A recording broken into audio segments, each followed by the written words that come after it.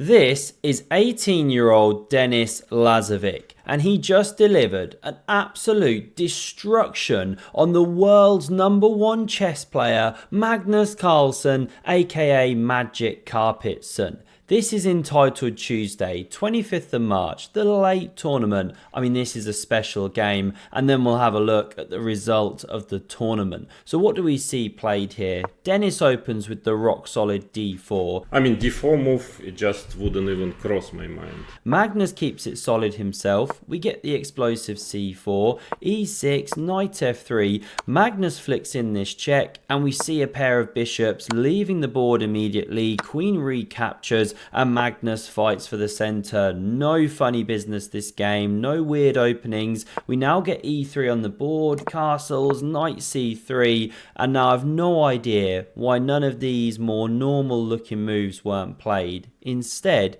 Magnus goes queen e7. Apparently this is the tried and tested move of all the top grandmothers. Why? I don't know. Help me out in the comments. We get takes now on d5, pawn recaptures, the bishop develops, and Magnus sets up connect 3, and he only goes and wins himself a ticket to an upcoming underpants only chess tournament hosted by Hans Niemann. Very lucky guy. We now see castles, knight bd7, the queen fights for that central square, and I love the battle that now ensues because Magnus, after Denis goes h3, lands in the center of the board. He's winning now in the middle, you might say. So how do you fight back? Well, with a flank attack. Classic strategy here. It's called a minority attack because it's 1-2 pawns against 1-2-3. This is what starts the attack before Magnus can do anything. And of course you can't take, I shouldn't say of course, it's not obvious, but this is the reason why. You relinquish control of the center, you've given up a big pawn, this is under fire, not how you want to go. And if coming back here, you tried to take first, then capture, well, you can't anymore, queen now covers. So this one wasn't touched, instead we get a6, obviously you go a4. Now we see the knight spin round, and b5 starts the undermining of this pawn structure here. You know, sometimes you take here and you try and target this weakness. Maybe you rotate a knight into here.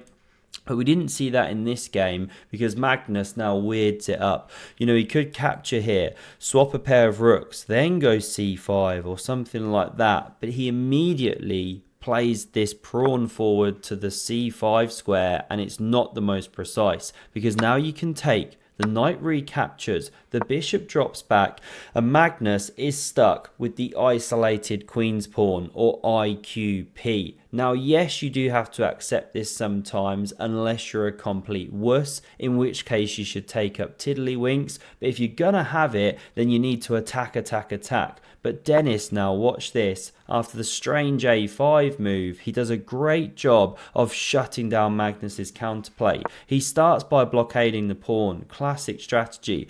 Magnus develops here. You could have gone to e6. Bishop f3 targets the weak pawn. This queen covers. The rook eyes it. Very uncomfortable. Black now does the same. So we see the queen sidestep. And after b6, yes, it cementos the structure, but you give up a massive square. Rook ac1 played. We're all dying for rook a to d8 here to complete this amazing rook tangle, but unfortunately it doesn't happen. Magnus goes h6, giving the king some Lufthansa. Now we see the knight drop back, and it opens up all of the white forces on the pawn. Why didn't Magnus go bishop e6? I've actually got no clue. Looks really, really solid. But as ever, he wants to spice it up a bit, right? So he plays the move of queen e5, and he's trying to defend the pawn through tactical means. You know, this queen here, undefended. What happens if you move? Da da da da da.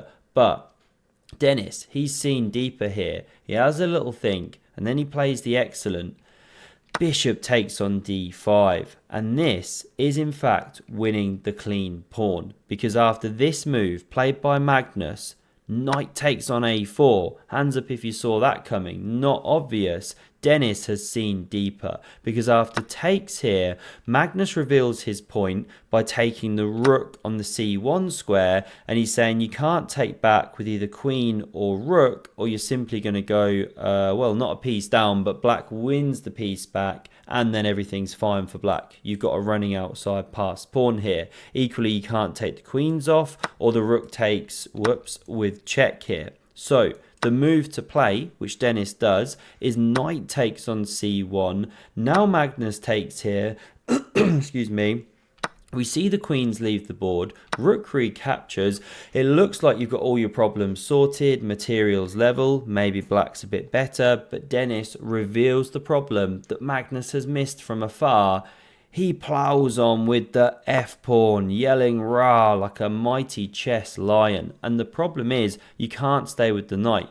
You know, if you come here, well, you could go g4, or you could even just go e4. There's a way to pin and win, or fork and win. And equally, if you come here, well, then you run into g4, and you're just running out of squares. You can't stay with the knight.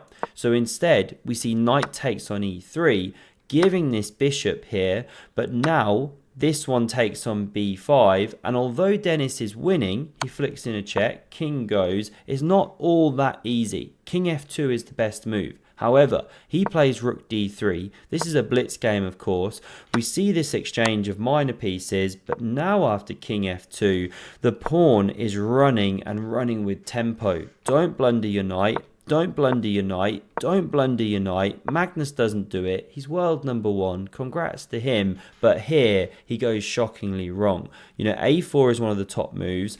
Or you can check, which he does. But after rook blocks, what you shouldn't do is what Magnus does. And this is surprising. You know, he normally loves to grind like a grandma deep into the end game. He has such a good understanding, deeper than the Mariana Trench. But here he goes wrong, swaps the rooks. Had to keep them on the board. That was the way to go.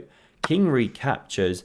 He's now bringing in the king, and he's banking on the fact, okay, I got 3 pawns on the king side. So have you. Let's swap them all off, liquidate, and then it's just a dead draw. However, he's underestimated what an absolute beast Denis is in many regards, not just the middle game, but end game too. Because when we reach this critical position here, ignore Ival Barovic, he sees everything. There's only one winning move here, and it is so far from obvious. You know, let me show you one thing here. What if you say just wait with king f3, right?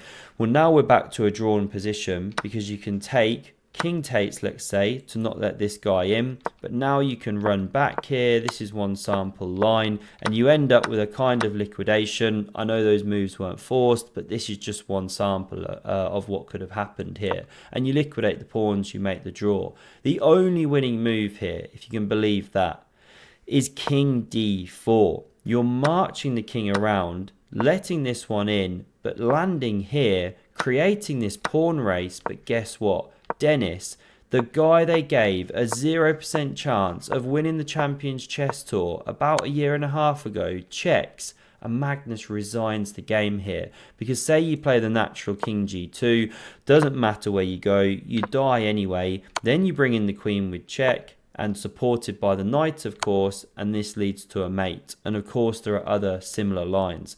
This guy's a special player, especially in Blitz, and he went on to win the entire title Tuesday, taking down Magnus, taking down Alireza, drawing with hands, you know, some serious scalps there. Hope you enjoyed this game. Oh, and a big thank you, by the way, don't say this enough, to everyone who's a member of the channel, donated to the channel. Thank you for the support. Really appreciated, helps keep the lights on over here, and I hope to see you again on a future video. Have a look at the one on screen if you want some more epic chess. Cheers.